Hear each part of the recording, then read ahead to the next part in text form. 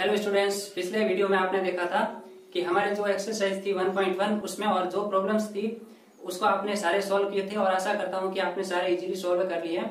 यदि आप point two point हमारे साथ में चलेंगे तब आप आसानी से इसमें अपनी तैयारी को जारी रख पाएंगे, क्योंकि ये पीरियड है लॉकडाउन का और लॉकडाउन में स्कूल्स कब ओपन होगी ये फिलहाल अभी डिसाइडेड नहीं है। तब आपको हमारे साथ जुड़कर अपनी स्टडी को जारी रखना है और इसके लिए आपको क्या करना है, डेडिकेशन की जरूरत है।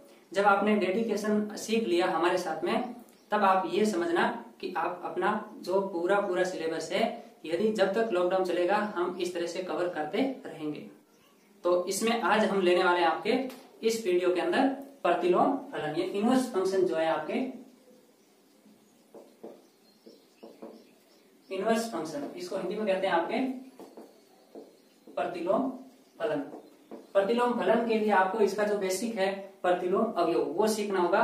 तो प्रतिलोम अवयव किसे कहते हैं, जैसे आपके ये इसमें सेट ए है, ये सेट है आपका बी, ये दोनों आपके नॉन एम्प्टी सेट्स यानी अरिक्त समुच्चय है। ए से बी आपका एक फंक्शन है एफ, ये इस तरह से डिफाइंड है, यानी कि फंक्शन है वो आपका ए टू बी है डिफाइंड। फिर आप देख रहे हैं कि इधर का एलिमेंट जैसे ए है, इसमें बी है, या फिर चलो इसमें a1 a2 इस तरह से मान लेते हैं, इसमें b1 b2 ये एलिमेंट्स है। अब आप देख रहे हैं कि a1 है वो आपके इसमें इसकी वैल्यू आ रही है आपके a1 पुट करने पर फंक्शन में b1 और a2 की वैल्यू आपको मिल रही है जैसे b2। तो इसका मतलब हुआ कि फंक्शन है उसमें a1 है वो तो आपका b1 और ये आपका a2 जो है वो है यहाँ पर b2। तो इसमें यहाँ पर जो b1 है वो होगा इसका इमेज, ये आपका होगा इसमें इमेज यानी कि प्रतिबिंब। तो इसमें निश्चित रूप से B1 का आपके ये जो A1 है ये कहलाएगा आपके प्री इमेज यानी कि पूर्व प्रतिबिंब। तो ये जो प्रतिबिंब है इसका आपके वापस क्या होगा, ये पूर्व प्रतिबिंब होगा। तो इसमें आपको क्या पता चला कि ये जो आपके पास में इस तरह से लिखा है इसको हम जनरली ऐसे लिख सकते हैं f of a equal to b, यानी कि a जो है वो आपका क्या है सेट A से बिलोंग रखता है और B जो है ये आपके सेट B से। फिर आप इसमें देख रहे हैं कि जब आप कह रहे हैं कि f ऑफ A है ये आपके B, तब इसमें f इनवर्स यानी कि वापस चलेंगे तो ये आपको इस तरह से मिलेगा कि ये आपका प्रतिलोम हो गया। यानी कि इसमें ऐसे नहीं कि आप दोनों तरफ f इनवर्स से मल्टीप्लाई करें, ऐसे नहीं है। इसको प्रतिलोम को दर्शाने का तरीका है f इनवर्स यानी कि इनवर्स फंक्शन। इनवर्स फंक्शन जो है इनवर्स फंक्शन ऑफ B, तो B का इनवर्स होगा वो आपके होगा A1, यानी कि ये आपके पास में आ गया क्या, इनवर्स एलिमेंट, इनवर्स एलिमेंट। और ये जो आपको यहां पर दिख रहा है इनवर्स, इसे कहते हैं इनवर्स फंक्शन। और ये आपके इसमें वैसे आपको बताया अभी इमेज है और ये है आपके प्री इमेज। तो इन सारे वर्ड्स को आपको ध्यान रखना है कौन सा क्या है।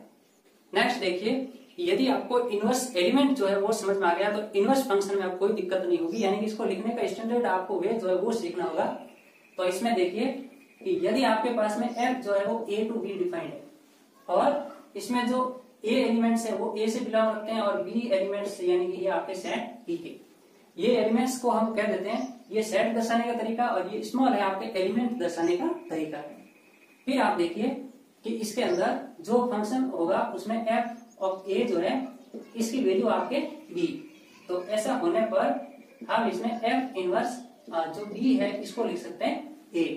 और इसका दूसरा तरीका आपके f ऑफ इनवर्स है वो आप डायरेक्ट इसमें a लिख देते हैं, b लिखना भी इसमें जरूरी नहीं है। तो ये जो तरीका हो गया ये आपके इनवर्स फंक्शन लिखने का तरीका हो गया। अब इसमें देखिए कि यदि आपके पास a बिलोंग्स टू, ये आप स्टार कर रहा हूं इसको याद रखना क्योंकि लिखने का तरीका सही होगा तब आपको समझ में भी आसानी से आएगा। तो a बिलोंग्स टू a और b बिलोंग्स टू b, तब आपके इनवर्स फंक्शन जो है f इनवर्स b ये a होगा। इफ एंड ओनली इसको आप ध्यान रखेंगे कि ये यदि और केवल यदि, यानी ये तभी होगा ऐसा जब आपके पास में f of a equal to b पहले से हो, यानी कि ऐसा होने पर ऐसा होगा, साथ ही ऐसा होने पर भी ऐसा होगा, यानी कि ये डबल वे में आपके डिफाइंड है। तो आप क्या समझे इसमें, ये लिखने का तरीका आप हमेशा इसमें याद रखेंगे। नेक्स्ट देखिए कि यदि आपको इनवर्स लिखना हो तब आप इसको वैसे इसमें ये वापस आप इस तरह से लिख सकते हैं, लेकिन इनका जो ऑर्डर्ड फॉर्म होगा वो आप इस तरह से लिखेंगे, यहाँ पर बी आएगा, यहाँ पर ए आएगा। वैसे आप चेंज करेंगे तो वापस इसमें इस तरह से होगा, लेकिन वो जब समझेंगे हम डिटेल में तब वापस आएगा, क्योंकि इसको आपको वापस लिखना होता है। वैसे हम ऐसे पढ़ेंगे f inverse x comma y, तो इसमें आपको यदि मिल जाए इसमें वाई कोमा एक्स में, तब भी आप इसमें वाई को एक्स और एक्स को वाई लिखेंगे, लेकिन ये बाद में है। पहले आप देखिए कि बी कोमा ए इस तरह से ऑर्डर्ड पेयर होगा, और ये कब होगा, जब आपके ए कोमा बी है वो बिलोंग रखे एफ फंक्शन से। यानी एफ फंक्शन से बिलोंग का मतलब हो गया कि इसमें एफ है वो ए टू बी डिफाइंड है, तो एफ है वो ए टू बी डिफाइंड होने पर एफ इनवर्स है वो आपके बी टू ए इस तरह से होगा।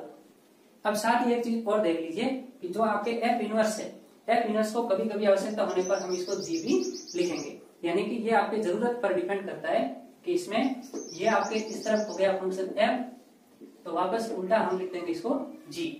अब नेक्स्ट देखिए, आपको कुछ प्रॉपर्टीज बता रहा हूं इसमें इनवर्स फंक्शन की, कि यदि आपके कोई फंक्शन है वो आपके 1 1 on 2 है, यानी इफ ए, यहां पर आप लिख देते हैं if f is 1 1 on 2 function, then f inverse also 1 1 on 2 function. इसको आप शॉर्ट में लिख सकते हैं बाइजेक्शन, यानी कि आपके जो बाइजेक्शन फंक्शन है, यानी कि यहाँ पर inverse of A bijection function is also a bijection, यानी कि आपके यदि जो फंक्शन दे रखा है वह खुद बाइजेक्शन है, तो उसका इनवर्स भी क्या होगा, बाइजेक्शन होगा। कहने का अर्थ ये होगा कि इसमें जितने एलिमेंट्स है उतने ही इसमें होंगे, यानी कि ये 1 1 तभी होगा जब आपके इसमें एक से एक इसमें रिलेशन हो या फंक्शन की वैल्यू हो, और फिर आपके आच्छादक तभी होगा जब सारे एलिमेंट्स कवर हो। तो जब इसमें फंक्शन एफ जो है इसमें सारे इस तरह से 1 1 on 2 है, तो आप देख रहे हैं कि इनवर्स में आपके इसका रिलेशन इससे, इसका रिलेशन इससे और इसका इससे, तो आप देख रहे हैं कि इसमें ये भी क्या हुआ, एक से एक रिलेशन है, और फिर आपके वापस क्या है, ये सारे आच्छादक भी है। तो यहाँ पर एफ है वो आच्छादक, यानी कि बाइजेक्शन होने पर एक एक आच्छादक, ये आपके एफ इनवर्स जो होगा ये भी बाइजेक्शन होगा। यानी आपको क्या समझ में आया कि इसमें inverse of A bijection function is also a bijection. Second सबसे इंपॉर्टेंट प्रॉपर्टी देखिए, ये आपके हायर स्टडीज में काफी यूजफुल रहने वाली है। जब आप आगे पढ़ोगे, चाहे बीएससी करोगे या बीटेक करोगे, उसमें ये आपके काफी हेल्पफुल होने वाली है। ऐसी इसे भी याद रखना है आपको कि यदि आपके एफ ऑफ जी का इस तरह से ये इनवर्स है, तो ये आपके होगा जी इनवर्स ऑफ एफ इनवर्स, और इसका जो ऑपोजिट आप इस तरह से भी लिख सकते हैं, जी ऑफ एफ का इनवर्स आपको कहा जाए तो ये आपके इक्वल होगा इसमें F inverse of ji inverse के। यानी कि ये आपको इसमें प्रॉपर्टी याद रखना है कि जी पहले आ रहा, एफ इनवर्स पहले आएगा, यानी जी ऑफ एफ पहले फाइंड करेंगे फिर इसका इनवर्स है, तो यहाँ पर F inverse of ji inverse है, ये इसके इक्वल होगा।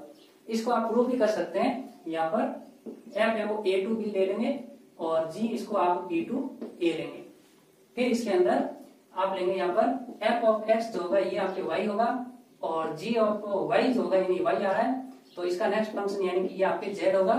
फिर इनका भी इनवर्स आप लिख सकते हैं, यहाँ पर एफ इनवर्स वाई जो होगा ये होगा आपके एक्स, और यहाँ पर जी इनवर्स जेड जो होगा ये होगा आपके वाई।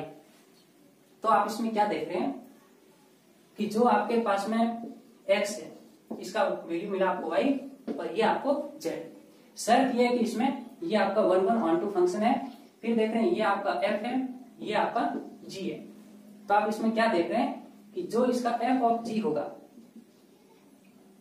सॉरी यहाँ पर ये होगा आपके जी ऑफ एफ, तो जी ऑफ एफ है तो इसका इनवर्स जो होगा वो क्या हो जाएगा इसमें जी ऑफ एफ का इनवर्स, यानी कि आपको जी ऑफ एफ के इनवर्स की यानी कि ये वैल्यू आपको मिलेगी इसमें एक्स। फिर देखिए कि ये आपका जी इनवर्स ऑफ एफ इनवर्स है, इसका मीनिंग क्या होगा कि यहाँ पर जी इनवर्स जो होगा ये तो हो जाएगा इसकी वैल्यू आपके जी इनवर्स जेड की वाई, और फिर इसकी वापस ये वैल्यू हो जाएगी एक्स। तो ये फंक्शन भी आपको क्या मिलने वाला एक्स, और इसका भी आपको मिल गया एक्स। इसका मतलब क्या हुआ कि ये आपके जी ऑफ एफ का इनवर्स है, ये F inverse of ji inverse के इक्वल होगा। अब देखिए आपके एक्सरसाइज 1.2 है, इसका क्वेश्चन देखिए। इसमें आपको इनवर्स फंक्शन की आपको बेसिक जानकारी होनी चाहिए।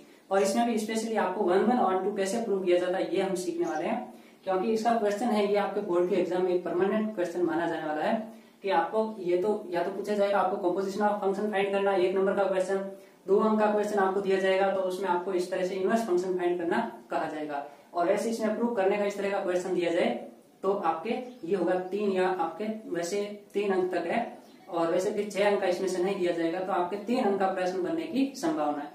तो देखिए पहले आपको फंक्शन दे रखा है R2 R डिफाइंड, और फिर फंक्शन है x³ - 3, then prove that f inverse have been exist, ये आपके f इनवर्स विद्यमान होगा या नहीं, यानी कि इसका इनवर्स हम फाइंड कर सकते हैं या नहीं। इसकी जो शर्त है वो ये है कि फंक्शन आपका 1 1 on 2 होना चाहिए।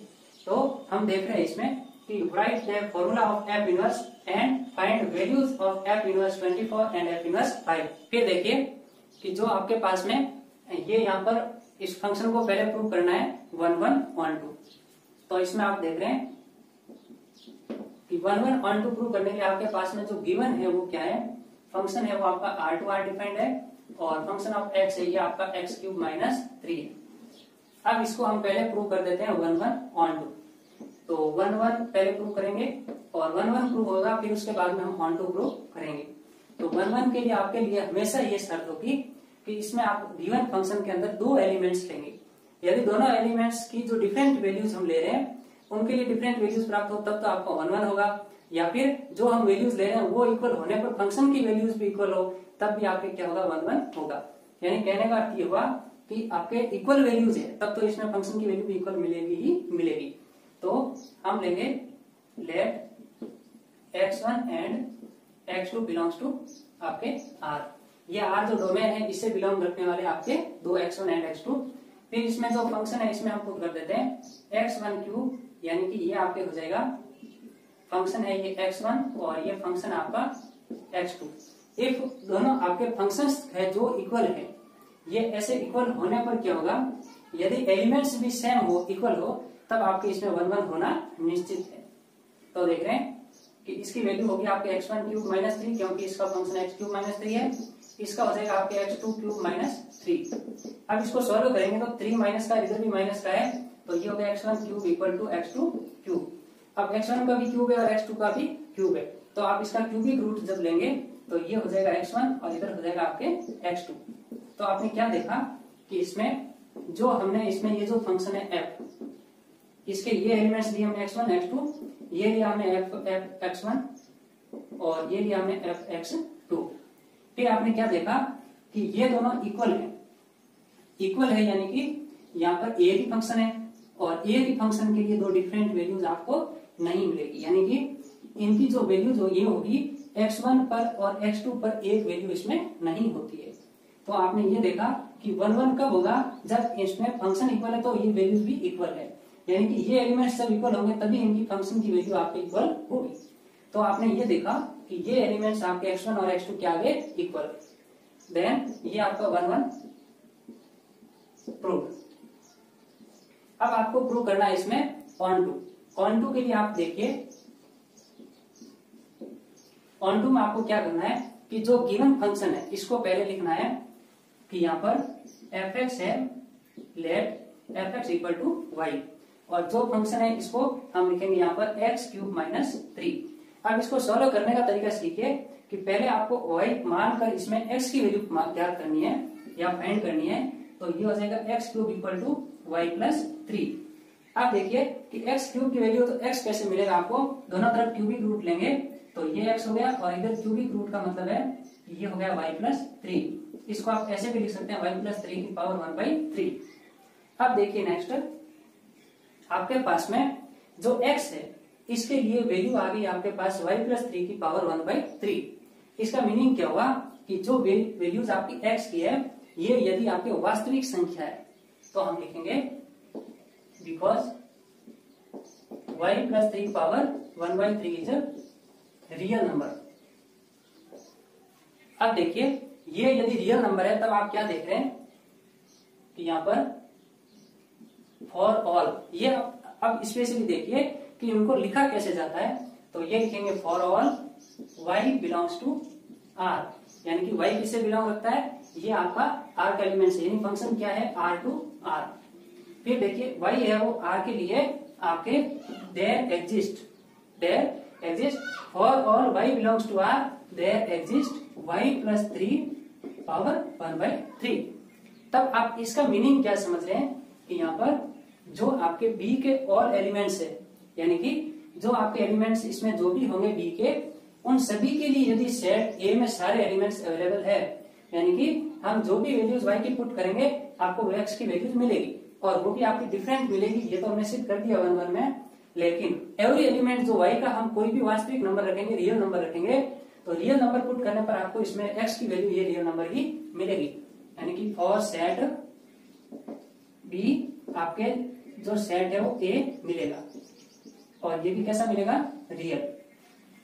ये वैसे मैं आपके शॉर्ट में लिख रहा हूं, लेकिन इसको आप लैंग्वेज में कैसे लिखेंगे कि for all elements of B there exist elements in A are available for values of y that is real number. यानी कि रियल नंबर यहाँ पर जो वैल्यू है आपके y की, इसके लिए सेट A में वैल्यू जो x है ये आपके इसमें अवेलेबल होगी, यानी इसका वैल्यूज आपको एग्जिस्ट करेगी। फिर देखिए कि ऐसा होने पर ये क्या हो गया, सो गिवन फंक्शन क्या हो गया आपका 1 1 on 2। यदि ये आपके 1 1 on 2 हो गया, तब आप कहेंगे कि इसका हम इनवर्स फंक्शन फाइंड कर सकते हैं। यानी कि यदि आपको 1 1 on 2 मिल गया तो इसका इनवर्स फंक्शन आपको मिलेगा। अब देखिए इसका इनवर्स फंक्शन फाइंड करने के लिए आप देख रहे हैं कि f इनवर्स जो आपके पास में ये y था, ये आपके था x, और f इनवर्स y की वैल्यू जो है इसमें x के स्थान पर हम लिख सकते हैं, x की वैल्यू आपको मिली इसमें y प्लस 3 पावर 1/3। तो इसमें x की वैल्यू जो है वो इस तरह से आपको मिल गई। तो हम इसमें क्या लिख सकते हैं कि जो f इनवर्स y होगा वो होगा y प्लस 3 1/3। यानी कि यहाँ पर ये जो आप f इनवर्स y ये फंक्शन ले रहे हैं, ये आ गया y प्लस 3 पावर 1/3। तो यहाँ पर हम ये जो y है इसके स्थान पर लिख सकते हैं x। ऐसा क्यों लिखते हैं, देखिए कि यहाँ पर ये जो है कि जैसे x x1 x2 है, इसमें आप y1 y2 भी तो ले सकते हैं, और इधर आपके ये फंक्शन हो गया fy1 fy2। यानी कोई भी वैल्यू जो इस तरह से आप इसमें ट्रांसफर कर सकते हैं कि x है उसके स्थान पर y, सभी जगह आप पुट कर दीजिए तो इसमें फंक्शन पर कोई इफेक्ट नहीं पड़ेगा।